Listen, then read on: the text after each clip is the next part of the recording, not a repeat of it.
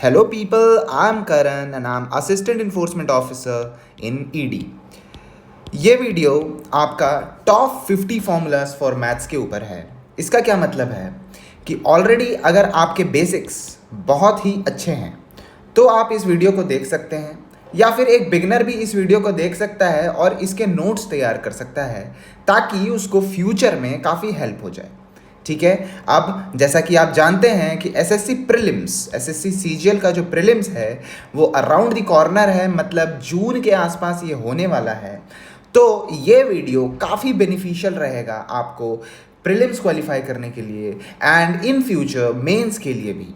ठीक है, तो चलिए आगे बढ़ते हैं। आगे बढ़ने से पहले एक और बात कि मैंने टेलीग्राम पे एक ग्रुप बनाया है जिसका नाम है mentorship for SSC and banking. इसमें अप्रॉक्स 300 स्टूडेंट्स ऑलरेडी एनरोल्ड हो चुके हैं। अभी तक मैंने 9 से 10 दिन के टारगेट्स दे दिए हैं। एसएससी सीजीएल प्रीलिम्स के टारगेट्स चल रहे हैं इस ग्रुप में। ठीक है, इस ग्रुप को आप जरूर ज्वाइन करिए। ये इस ग्रुप का लिंक है, ये लिंक मैं डिस्क्रिप्शन बॉक्स में भी डाल दूंगा और आप इस ग्रुप को जल्दी से जल्दी ज्वाइन करिए और डेली टारगेट्स फॉलो करिए। चलिए ठीक है, आगे बढ़ते हैं। सबसे पहले ज्योमेट्री। अब यहाँ पे जैसा कि मैंने आपको बताया, मैं 50 फॉर्मूलाज बताने वाला हूँ। ठीक है, हर टॉपिक से इंपॉर्टेंट एडवांस फॉर्मूलाज, बेसिक वाले फॉर्मूलाज नहीं रहेंगे। बेसिक आपको कहीं भी मिल जाएगा, किसी भी बेसिक बुक में, किसी भी बेसिक वीडियो में, बट ये कंपाइलेशन है उन 50 फॉर्मूलाज का जो कि बहुत ही ज़रूरी होता है किसी भी एग्ज़ाम के लिए, जैसे कि एसएससी सीजीएल, सीएचएसएल, सीपीओ और कोई भी एसएससी के एग्ज़ाम के लिए, एंड इवन बैंकिंग एग्जाम्स के लिए भी ये बेनिफिशियल रहेगा। ठीक है, तो चलिए सबसे पहले शुरू करते हैं आपका ये पहली चीज़ से।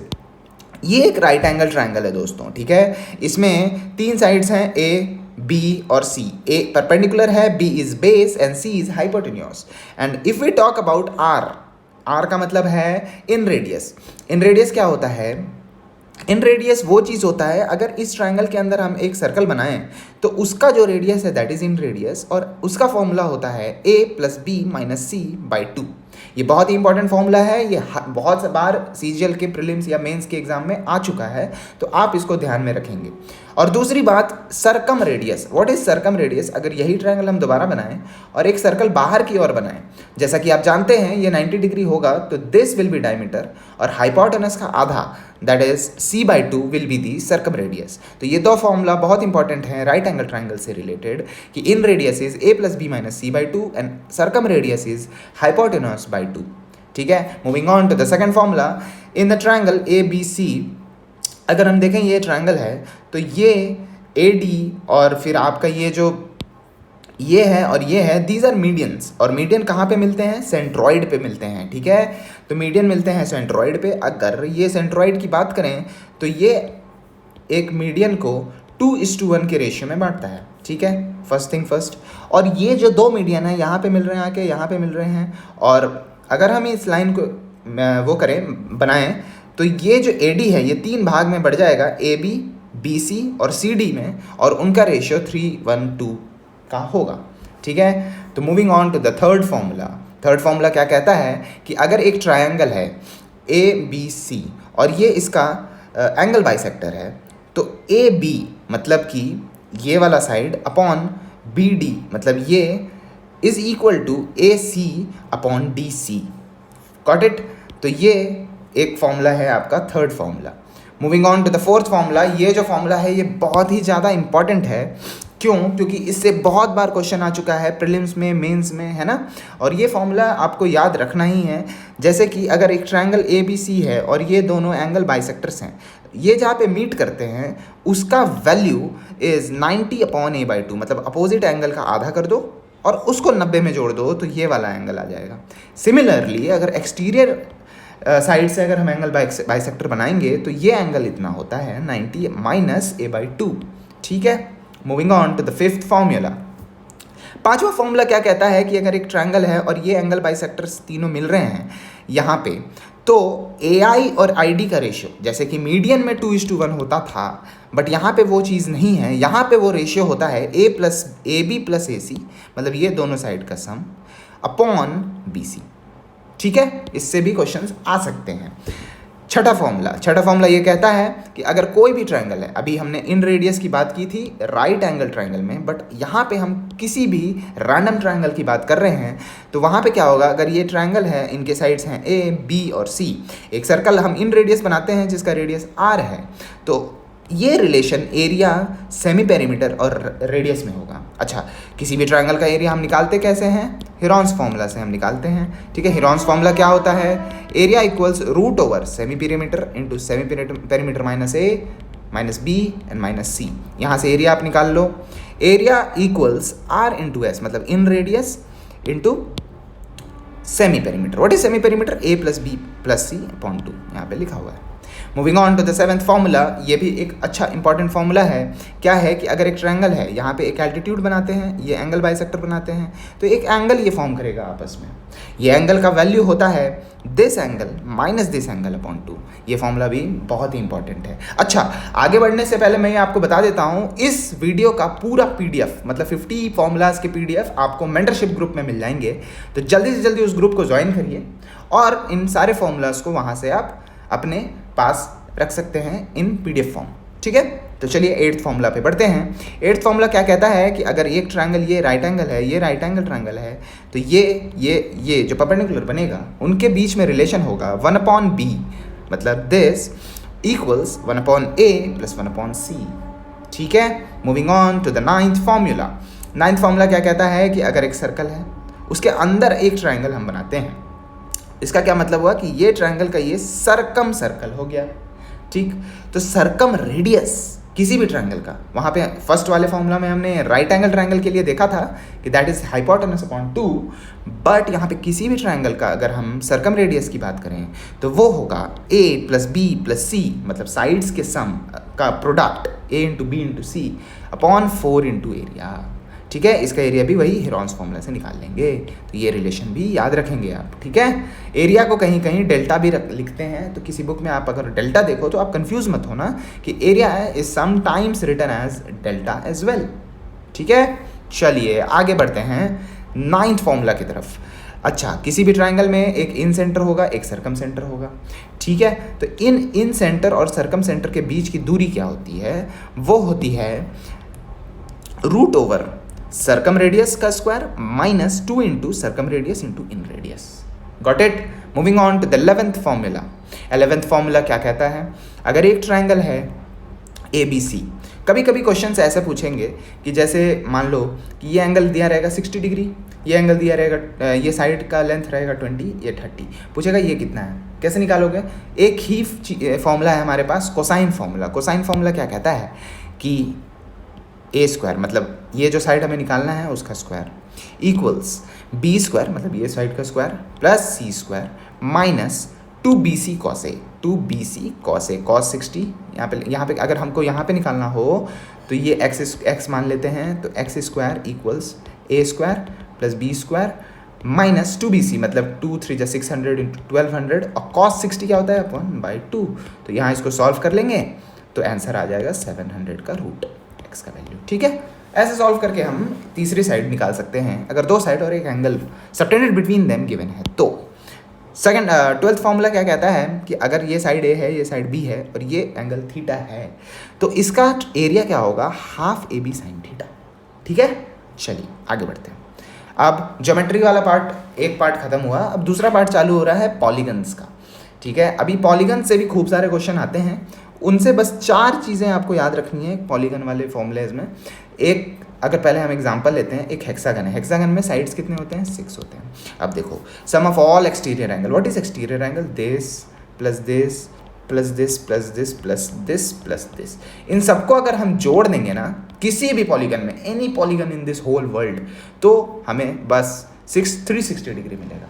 ठीक है, second thing, sum of all interior angles क्या होता है, sum of all interior angles होता है n-2 इंटू 180 डिग्रीज।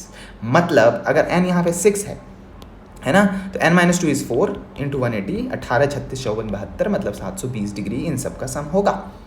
ओके, अच्छा सिंगल एंगल का कैसे निकालेंगे भाई, सिंगल एंगल अब टोटल कितना है 720। अच्छा एक और बात, ये रेगुलर पॉलीगन की बात हो रही है, रेगुलर है ना, जिसके साइड्स इक्वल होते हैं। ठीक। अच्छा, यहाँ पे टोटल एंगल कितना है 720, तो पर एंगल कितना होगा 720/6, 12×6 = 72 होता है, तो 120 डिग्री हो गए सारे एंगल। ठीक है, अब देखो यहाँ पे नंबर ऑफ डायगोनल्स कैसे निकालते हैं। अगर साइड n है तो नंबर ऑफ डायगोनल्स का फॉर्मूला होता है n into n-3, that is 6 - 3 = 3 8/2, तो 9 डायगोनल्स होंगे एक हेक्सागन में। तो हम किसी भी पॉलीगन का ये 4 चीज़ इन फॉर्मूला से निकाल सकते हैं। चलिए moving on to the 13th formula. Circle वाला चैप्टर चालू हो गया है, मतलब सर्कल वाला टॉपिक। इसका सबसे पहला फॉर्मूला क्या है कि पी बी और पी डी दो सीकेंड्स हैं। सीकेंड्स, ठीक है, सीकेंड्स क्या होता है, अगर एक ये सर्कल है, बाहर से एक लाइन बनाए, इसको ऐसे जोड़े, this is known as secant, this is known as tangent, this is known as chord. ठीक है, तो ये छोटी छोटी चीज़ें आपको पता होंगी ऑलरेडी। तो सेकंड फॉर्मूला क्या कहता है कि अगर दो सीकेंट हम बनाएं पी बी और पी डी, तो P A into P B is equals to P C into P D. ठीक है, ये फॉर्मूला बहुत इंपॉर्टेंट है, इससे क्वेश्चंस आते हैं। कैसे क्वेश्चन आएंगे, या ये 2 दे देगा, ये 3 दे देगा, ये 4 दे देगा, ये x दे देगा, बोलेगा फाइंड x। तो कैसे करेंगे हम, 2 × 2 + 3 = 5 = 4 × 4 + x। ठीक है, यहाँ से इसको सॉल्व करेंगे, x की वैल्यू आ जाएगी तो हमें x मिल जाएगा। ये कभी कभी पूछेगा व्हाट इज पी डी, तो what we will do, 4 + x will be our answer. ठीक है, moving on to the 15th formula. 15th formula क्या है कि अगर पी टी एक टेंजेंट है, पी बी एक सीकेंट है, तो पी टी का square is equals to P A into P B. ठीक है, चलिए 16th फॉर्मूला क्या कहता है कि अगर हम दो टेंजेंट्स बनाएं, ठीक है, दो टेंजेंट्स बना रहे हैं, रेडियस यहाँ पे 90 डिग्री सबटेंड करेगा, यहाँ पे 90 डिग्री सबटेंड करेगा। इन दोनों टेंजेंट के बीच का एंगल मान लो कि कुछ गिवन है 60 डिग्री मान लेते हैं, तो पूछेगा ये एंगल कितना होगा, दिस एंगल। ठीक है, तो ये एंगल होगा 60/2, दैट इज 30 डिग्री, आंसर है ना। चलिए 17th फॉर्मूला की तरफ बढ़ते हैं। 17th फॉर्मूला क्या कहता है कि एक सर्कल है, ये ट्रायंगल है, ये बाहर से एक ट्रायंगल बनाते हैं, तो this angle is always equal to this angle. ठीक है, चलिए moving on to the 18th formula. ये एक सर्कल है, दो कॉर्ड इंटरसेक्ट कर रहे हैं एट P। ठीक है, तो क्या करेंगे हम, P A into P B is equals to P C into P D. ये एक फॉर्मूला है, इसको याद कर लो। ठीक है, moving on to the 19th formula. ये एक सर्कल है, अंदर में कोई भी एक क्वाड्रिलेटरल है, उन क्वाड्रिलेटरल के दो डायगोनल्स हैं D1 और D2, तो D1 इंटू D2 मतलब लेंथ ऑफ द डायगोनल्स का product is equal to A B opposite sides के प्रोडक्ट प्लस अपोजिट साइड के प्रोडक्ट। ठीक है, A B plus C D. चलो moving on to the 20th formula. ठीक है, 20th formula की तरफ बढ़ते हैं। 18 19 I think I have done some mistake, कोई नहीं। ये डायरेक्ट कॉमन टेंजेंट का फॉर्मूला है। इसका क्या मतलब होता है कि एक ये सर्कल हुआ, ये दूसरा सर्कल हुआ, इसका डायरेक्ट कॉमन टेंजेंट क्या होगा, यहाँ से यहाँ मिलाने वाला एक टेंजेंट। ठीक, इसका लेंथ क्या होगा, कैसे निकालेंगे, क्या क्या गिवन रहेगा कि एक रेडियस ये, इसका रेडियस ये, और इनके सेंटर के बीच का डिस्टेंस। तो ये फॉर्मूला होता है सेंटर का डिस्टेंस का स्क्वायर माइनस दोनों रेडियस का सब्ट्रैक्ट कर लेंगे, ठीक है, उसका स्क्वायर और ये इसका रूट। इसका देखो डेरिवेशन तो हर फॉर्मूला का होगा, बट मैं यहाँ पे डेरिवेशन नहीं बता रहा हूँ, मैं सिर्फ और सिर्फ फॉर्मूला पे फोकस कर रहा हूँ, तो आप भी इसी चीज़ पे फोकस करो। अच्छा 19th फॉर्मूला क्या है, ट्रांसवर्स कॉमन टेंजेंट।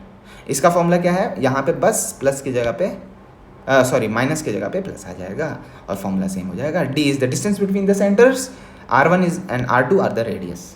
ठीक है, 20th फॉर्मूला पे जाते हैं। अगर दो सर्कल है, दोनों आपस में टच कर रहे हैं, यहाँ पे क्या था सिनेरियो कि ये टच नहीं कर रहे थे, ठीक है, अब यहाँ पे दोनों टच कर रहे हैं, तो यहाँ पे डायरेक्ट कॉमन टेंजेंट ही बनेगा और उसका लेंथ होगा 2√R1 × R2। ठीक है, और यहाँ पे अगर हम एक छोटू सा सर्कल बनाएं तो इसका रेडियस अगर हम R3 मानते हैं, तो R1 R2 और R3 में रिलेशन क्या है, this 1/√R3 is equal to 1/√R1 plus 1/√R2। ठीक है, moving on to the 21st formula. अब हम चालू कर रहे हैं 4 साइडेड पॉलीगन्स। सबसे पहले अगर हम एक पॉलीगन बनाएं, पैरेललोग्राम है, ठीक है, ये दो इसके डायगोनल्स हैं, तो 4 एरिया फॉर्म होगा M Y X Z। क्या रिलेशन होगा इनके बीच का, x इंटू जेड, मतलब area of this into area of this is equal to this area into this area. समझ में आया, ये फॉर्मूला हो गया। क्वेश्चंस पूछ सकते हैं इसमें, ठीक है, डायरेक्ट फॉर्मूला बेस्ड क्वेश्चन आएगा। 22nd फॉर्मूला, अगर एक पॉलीगन है, अब इनका डायगोनल नहीं बना रहे हैं, एक रैंडम पॉइंट ले रहे हैं इन बिटवीन और चारों वर्टाइसेस से इसको ज्वाइन कर रहे हैं, तो 4 एरिया बनेगा x y z m तो this area plus this area is always equal to sum of this area plus this area. Got it. Moving on to the 23rd question. ये एक पैरेललोग्राम है. ये दो एंगल बाइसेक्टर हम बनाते हैं और ये जहाँ पे मीट करता है तो उनके बीच का एंगल क्या होगा, a प्लस बी अपॉन 2. ठीक है, 24th फॉर्मूला पे चलते हैं. ये एक ट्रेपीजियम है, ठीक है, रेगुलर ट्रेपीजियम है और ये दो डायगोनल्स हैं इसके. तो अगर हम बात करें ये एरिया इंटू ये area is always equal to ये एरिया इंटू ये एरिया. जैसे पैरेललोग्राम में था वैसे ही सेम है यहाँ पे ट्रेपीजियम में भी. ये वाला formula, this formula and this formula is same for parallelogram and trapezium. लेकिन यहाँ पे एक कैच है कि अगर ये डायगोनल का हम मिड पॉइंट बनाएं a और इस डायगोनल का हम मिड पॉइंट बनाएं b और इन दोनों को ज्वाइन करें तो इसका लेंथ आएगा आपका a minus B by 2. What is a and b? a is length of this and this. Parallel sides के लेंथ का subtraction divided by 2. Moving on to the 25th formula. Mensuration वाला चालू हो गया है. यहाँ पे मेंसुरेशन की बात करें तो हम सिलेंडर के बारे में पढ़ते हैं, कोन के बारे में पढ़ते हैं, स्फीयर है, अपना स्क्वायर है, रेक्टेंगल है, बट मैं उनकी बात यहाँ पे नहीं करूँगा क्योंकि ये सिर्फ और सिर्फ एडवांस फॉर्मूला का वीडियो है. तो मैं सिर्फ फ्रस्टम, पिरामिड और प्रिज्म की बात करूँगा. ठीक है, तो यहाँ पे अगर हम फ्रस्टम की बात करें और फ्रस्टम में क्या होता है कि एक रेडियस ये होता है, एक रेडियस ये R1 R2, ये हाइट है और ये स्लैंट हाइट है. ठीक है, तो वॉल्यूम क्या होता है फ्रस्टम का, पाई h upon 3 into R1 square plus R2 square plus R1 R2. Got it. Curve surface area क्या होगा, पाई R1 plus R2 into L. और सिमिलरली टोटल सरफेस एरिया क्या होगा, कर्व सरफेस एरिया यहाँ से निकाला जो, प्लस पाई R1 स्क्वायर मतलब ये वाला एरिया प्लस ये वाला एरिया, पाई R1 square plus pi R2 square, क्योंकि कर्व सरफेस में तो ये वाला एरिया आ चुका है. ठीक है, moving on to the 26th formula of prism and pyramid. इसमें कुछ नहीं है. प्रिज्म क्या होता है और पिरामिड क्या होता है, एक बेसिक डिफरेंस है. अगर हम एक कोई भी बेस बना ले, कोई भी पॉलीगन बेस, जैसे मान लो कि एक पेंटागन है, ठीक है, और यहाँ पे भी एक पेंटागन है. अगर हम एक डॉट लें और सारे साइड्स को मिला दें तो this will be a pyramid. ठीक है, this will be a pyramid. लेकिन अगर हम एक और पेंटागन मिलाएं और सारे वर्टाइसेस को मिला दें तो this will be a prism. बस यही अंतर है प्रिज्म और पिरामिड में. अब इसका वॉल्यूम क्या होता है, बेस एरिया, मतलब बेस एरिया यहाँ पे देखो लिखा हुआ है base area into height into 1/3. 1/3 क्योंकि ये एक डॉट है और ये वाला एरिया और ये वाला एरिया खाली है. और यहाँ पे 1/3 नहीं लिखते हैं, सिर्फ बेस एरिया इंटू हाइट लिखते हैं. अब रही बात curve surface area, total surface area, ये सारे आपके बेसिक फॉर्मूलाज हैं. ये आप बेसिक वाले चीज़ बुक्स से आप पढ़ सकते हो. ठीक है, अब 27th फॉर्मूला पे चलते हैं. ट्रिग्नोमेट्री वाला टॉपिक है. ट्रिग्नोमेट्री टॉपिक में अगर हम देखें तो छोटे छोटे बहुत सारे फॉर्मूलाज हैं, जैसे sine square theta plus cos square theta is 1. ठीक है, दूसरा है 1 plus tan square theta is sec square theta. और तीसरा अगर माने तो 1 plus cot square theta equals 1 cosec square theta. लेकिन उसके अलावा जो भी एडवांस फॉर्मूलाज हैं वो कुछ इस प्रकार हैं कि sine 2a is equals to 2 sine A cos A, cos 2a is equals to cos square A minus 2 sine square A. Similarly ये 4 फॉर्मूलाज हैं, sine A plus B, A minus B, A plus cos A plus B, cos A minus B के. इसको भी याद कर लो आप. ठीक है, और अच्छा हाँ, मैं PDF ज़रूर प्रोवाइड करूँगा, आप टेंशन मत लो. उस ग्रुप में, मेंटरशिप ग्रुप में मैं PDF प्रोवाइड कर लूँगा, तो आप उस ग्रुप को ज्वाइन कर लो, है ना. उसका लिंक डिस्क्रिप्शन सेक्शन में है. ठीक, और अगर हम बात करें ये tan a प्लस बी और tan a माइनस बी का फॉर्मूला है. Sine C plus sine D, sine C minus sine D, ये और ये 4 फॉर्मूला भी इंपॉर्टेंट है. उसके बाद ये जो फॉर्मूला है ना, ये बहुत ही ज़्यादा इंपॉर्टेंट है. इस पर इतने सारे क्वेश्चन आ चुके हैं ना प्रीवियस ईयर में. क्या है भाई कि अगर सेक ए प्लस tan a ऐसा दिया रहता है आपको, मान लो √2, बोलेगा भाई साहब sec square A minus tan square ए, बताओ क्या होगा. ठीक, क्या होगा, क्या करेंगे, सेक ए प्लस टैन ए गिवन है, सेक ए माइनस टैन ए निकालेंगे. कुछ नहीं होता है sec A minus tan A, this is 1/√2, बस इसका रेसिप्रोकल. यही चीज़ मैंने यहाँ पे लिखा है. ठीक है, अब इन दोनों को अगर हम मल्टीप्लाई कर देंगे तो sec square A minus tan square ए आ जाएगा. तो √2 इंटू 1/√2 इज √2 इंटू 1/√2 इज 1, तो ये 1 आ जाएगा. ठीक है, तो बहुत ईजी चीज़ है, बहुत ही ईजिली आपको क्वेश्चंस बन जाएंगे इस फॉर्मूला को अगर आप यूज़ करोगे तो. मतलब सेक ए प्लस टैन ए अगर P है तो sec A minus tan A is the reciprocal of this, that is 1/P. चलिए मूव करते हैं अलजेब्रा वाले टॉपिक पे. अलजेब्रा में बहुत सारे फॉर्मूलाज हैं, a प्लस बी का whole square, a minus B का whole square, a cube plus B cube plus C cube, a minus B का होल क्यूब, इस टाइप के काफ़ी फॉर्मूलाज हैं. बट मैं इंपॉर्टेंट फॉर्मूला, एडवांस फॉर्मूला की बात कर रहा हूँ. तो अगर हम देखें a plus B plus C का whole square is equals to a square plus B square plus C square plus 2 into A B B C C A का sum. Moving on to the 29th formula. A cube plus B cube plus C cube minus 3abc is equal to A plus B plus C into A square plus B square plus C square minus A B minus B C minus सी ए। और ये भी एक इसका alternate formula है। ये 3 formula पे भी खूब सारे क्वेश्चन आते हैं। कैसे क्वेश्चन आएंगे आपके पास? A plus B plus C कुछ गिवन रहेगा, मान लो 2, A cube plus B cube plus C cube given रहेगा, मान लो 3, और ए बी सी गिवन रहेगा कुछ, मान लो 4। आपसे पूछेगा बताइए A square plus B square plus C square क्या होगा, ए बी बी सी सी ए क्या होगा। तो इस टाइप के फॉर्मूलाज को आप यूज़ करके, मतलब इन दोनों फॉर्मूलाज को यूज़ करके आप इस टाइप के क्वेश्चंस को सॉल्व कर सकते हो। Moving on to the 30th formula. 30th formula में क्या है कि x upon x plus 1/x given नहीं होगा कभी कभी, और कभी कभी x upon x minus 1/x given रहेगा। मान लो कि वो k है, तो x square plus 1/x square क्या होगा, k स्क्वायर माइनस 2। अच्छा, ये क्या लिखा है मैंने, इसका मतलब ये है कि x अपॉन 1/x अगर k है तो x square plus 1/x square equals k square minus 2, और x माइनस 1/x अगर k है तो x square plus 1/x square is k square plus 2। इसलिए यहाँ पे माइनस और प्लस लिखा है मैंने, और यहाँ पे प्लस और माइनस लिखा है। प्लस होगा तो माइनस हो जाएगा, माइनस होगा तो प्लस हो जाएगा। सिमिलरली अगर हम बात करें x cube plus 1/x cube की, तो this is k square minus plus 3k। ठीक है, चलिए 31st फॉर्मूला पे मूव करते हैं। x upon 1 x power 5 plus 1 upon x पे पावर 5 क्या होता है, ये x स्क्वायर वाला चीज़, x cube plus 1/x cube minus x plus 1/x। इसको भी आप याद रख सकते हो, कभी कभी अभी हमें ये पूछ लेता है। तो कैसे करेंगे, ये गिवन रहेगा, ये निकाल सकते हैं, ये निकाल सकते हैं, ये तो गिवन ही है, तीनों को पुट करो इसमें और ये निकल जाएगा। ठीक है, moving on to the 32nd formula. Quadratic equation है a x square plus b x plus c, और alpha beta are the roots of this equation. What is root, मतलब सोल्यूशन ऑफ दिस इक्वेशन। तो 2 solution होते हैं, किसी भी quadratic equation का 2 solution होता है। तो इन दोनों रूट्स का सम क्या होता है, minus B upon A. What is B, coefficient of X, what is A, coefficient of X square. दोनों का डिवाइड करेंगे और माइनस साइन लगाएंगे, और प्रोडक्ट ऑफ द रूट्स क्या होता है, सी अपॉन ए, मतलब दिस बाय दिस। ठीक है, अब आगे बढ़ते हैं स्टैटिस्टिक्स की तरफ। पहले स्टैटिस्टिक्स नहीं आता था ज़्यादा, अब आजकल काफ़ी आने लगा है। यहाँ पे मैं सिर्फ और सिर्फ ग्रुप डेटा की बात कर रहा हूँ, और इसके ऊपर मैंने ऑलरेडी एक वीडियो बना रखा है, मतलब पूरे स्टैटिस्टिक्स के ऊपर एक वीडियो बना रखा है। आप मेरे प्लेलिस्ट में जाओ, इस वीडियो को देखो, आपको काफ़ी चीज़ें क्लियर होंगी।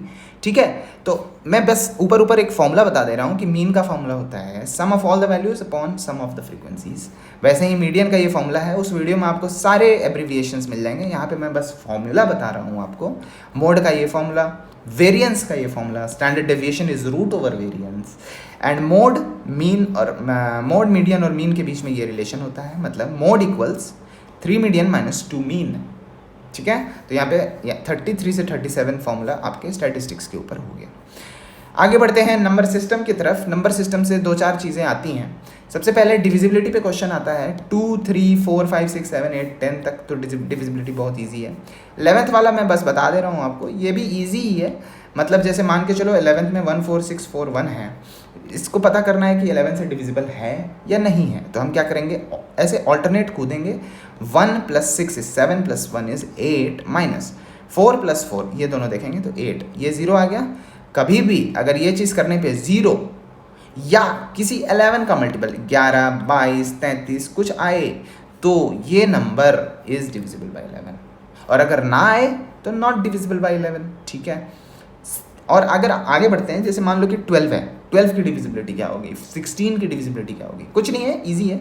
12 के फैक्टर्स जैसे 4 और 3 होते हैं, तो हम 4 का डिविजिबिलिटी देख लेंगे, 3 का डिविजिबिलिटी देख लेंगे, और दोनों अगर वैलिड है, सेटिस्फाई कर रहा है, तब वो नंबर 12 से डिविजिबल होगा।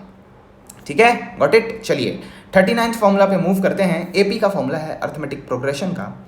क्या कहता है अर्थमेटिक प्रोग्रेशन, अगर एक व्हाट इज अर्थमेटिक प्रोग्रेशन, सबसे पहले एक बेसिक ब्रीफ ले लो कि अगर हम देखें 2, 6, यहाँ पे देखो 2, 6, 4 का अंतर है, फिर 4 का अंतर बढ़ा है, फिर 4 का अंतर, तो ये जो अंतर है ये सेम हो और ये बढ़ता रहे, ऐसे बढ़ता रहे, डॉट डॉट डॉट। ठीक है, तो अगर हम इससे बोलें कि इसका 100th टर्म क्या होगा भाई, तो कैसे निकालेंगे, a 100th is equals to first आपका नंबर माइनस कितने टर्म्स निकालने हैं, 100 and -1 into D is common difference is 4, तो 99 इंटू 4 + 2 अगर हम करेंगे तो 100th टर्म आ जाएगा।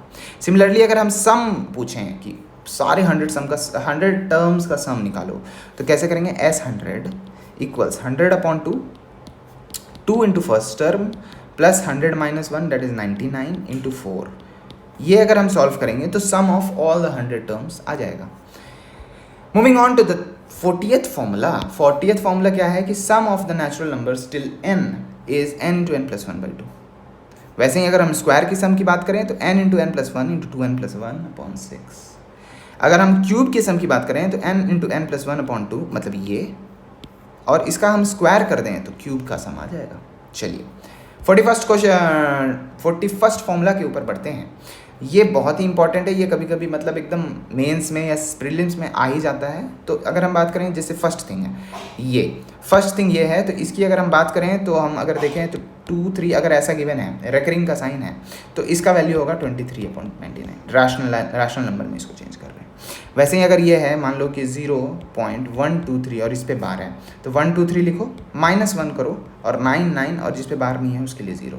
सिमिलरली ये और ये थोड़ा ट्रिकी है, इसका क्या अगर देखें 1.234 है और ऐसे गिवन है, तो क्या करेंगे हम, पहले तो हम लिखेंगे 1 2 3 4, माइनस जिस पे बार नहीं है उसको कर देंगे, अपॉन जितने पे बार है उतने 9 और जितने पे नहीं है पॉइंट के बाद सिर्फ देखेंगे, पॉइंट के बाद 1 0। तो ये अगर हम सॉल्व करेंगे तो इसका वैल्यू ये हो जाएगा, मतलब इसका वैल्यू ये हो जाएगा। ठीक है, moving on to the 42nd formula. 42nd formula क्या चीज़ है, कहता ये है कि a पे पावर x, b पे power y plus into c पे पावर m गिवन है कोई भी नंबर, तो इसके टोटल फैक्टर्स कितने होंगे, x + 1 into y + 1 into z + 1। क्या कहना चाहता हूँ मैं यहाँ से, अगर हम बोलें कि 42 के टोटल फैक्टर्स कितने होंगे, ठीक है, तो हम क्या करेंगे 42 को ना सबसे पहले हम कर लेंगे फैक्टराइज, तो 7 इंटू 3, 2 पे पावर 1 इंटू 7 पे पावर 1 इंटू 3 पे पावर 1। यहाँ पे x y z तीनों 1 है और a b c तुम्हारा 2 7 3 है।